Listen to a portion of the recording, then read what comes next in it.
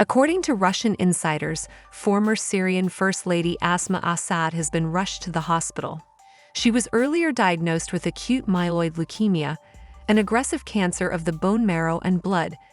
This moment marks a new turning point for the Assad family, who fled to Russia after the fall of their half-century dictatorship. How do they live now? What sensational hidden passions of the First Lady were revealed after their escape? You will also learn about Asma's attempt to escape her husband and how it ended for her.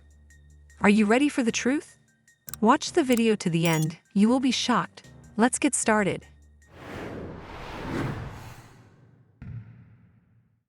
In December 2024, the Assad regime, which had held power in Syria for 54 years, collapsed. Bashar Assad and his family were forced to flee abroad, leaving behind a devastated country. He was granted political asylum in Russia. However, he actually moved his family there earlier in November when he was still president and arrived in Moscow on an official visit. Bashar Assad knew in advance that he had to leave power. For the past 5 years, he had been moving large sums of money out of the country. It took 22 planes filled with hundreds of millions of dollars. It turned out that the Assad family secretly bought more than 20 luxury apartments in Russia worth more than $30 million. They also purchased lavish homes in the most prestigious areas of the city, where the wealthiest members of the Russian elite and international corporations reside. Some of these apartments are now home to Assad, while others house scores of servants, translators, drivers, and loyal guards who followed their master to Russia. The past few weeks have been particularly difficult for the Assads.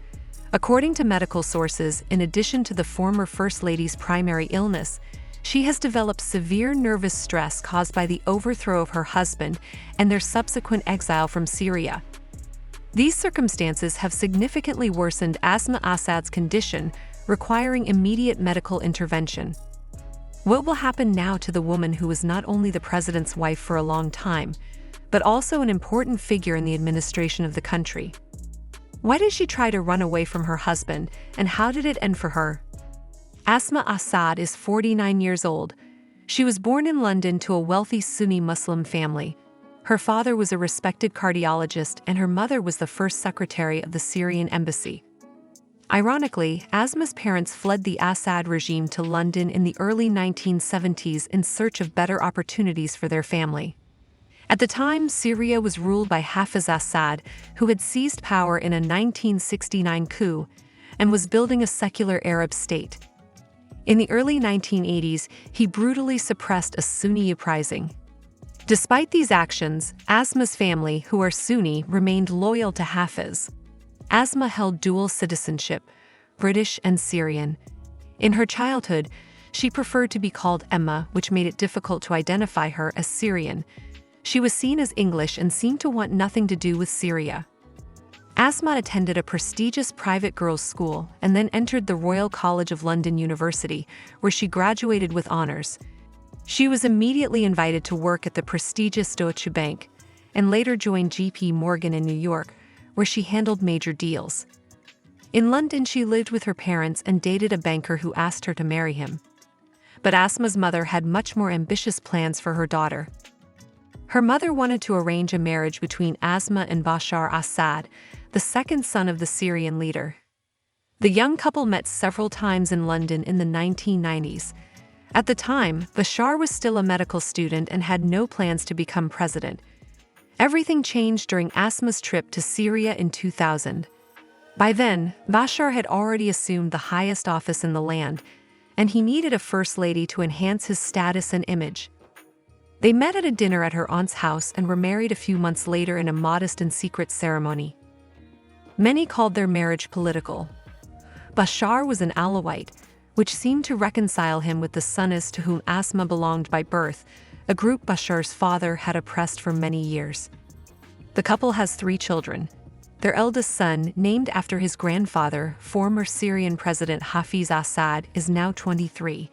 Their daughter, Zain, is 21, and their youngest son, Karim, is 20. The eldest son moved to Russia 8 years ago to study. It's likely that they were already preparing a plan B in case of a coup. Asma worked hard on the family's image. The Assads tried to appear humble. They moved from their huge $1 billion marble palace, built especially for the president, to a 3-story mansion nearby. In the early years, Asma stayed in the background. On business trips with her husband, she preferred to keep a low profile, unlike other first ladies. But behind this modesty was a woman who loved a life of luxury and unlimited spending. Thanks to the efforts of the Syrian opposition, Asma's emails were leaked, revealing her secret tastes. It turned out that she was regularly shopping online for jewelry, chandeliers, and designer shoes from the best boutiques in Europe, while her government was carrying out a brutal crackdown. According to these emails, she spent millions of dollars on luxury items, including designer clothes, jewelry, and antique furniture. In 2012, after these emails were published, the European Union imposed personal sanctions on the Syrian president's wife, as well as his mother, sister, and daughter-in-law. They were banned from entering European countries and had their assets frozen. Asma is not only known for her excessive spending on luxury goods, but also for her passion for designer shoes. She owned over 300 pairs. She spent about $500,000 on furniture from an exclusive London store for her summer palace in the coastal city of Latakia. This happened in March 2011, just as Syria was plunging into a bloody civil war.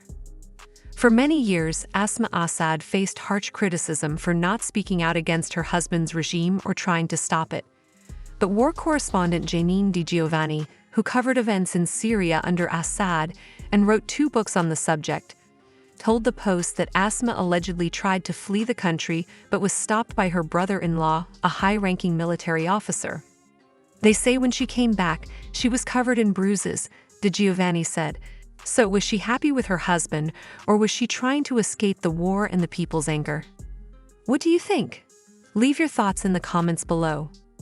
A new chapter in the life of the former First Lady of Syria came in 2018, when she was diagnosed with early-stage breast cancer.